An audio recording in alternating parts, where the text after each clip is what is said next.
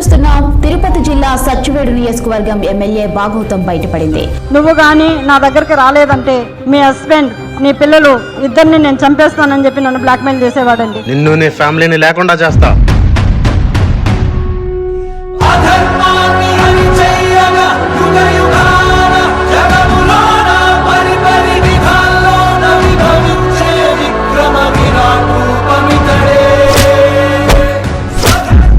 Satyavedu MLA ఆదిమూలాన్ని party నుంచి suspend చేయనున్నారు. Satyavedu MLA ఆదిమూలంపై suspension వేటు పడింది. ఆదిమూలంపై అధిష్టానం చర్యలు తీసుకుంది.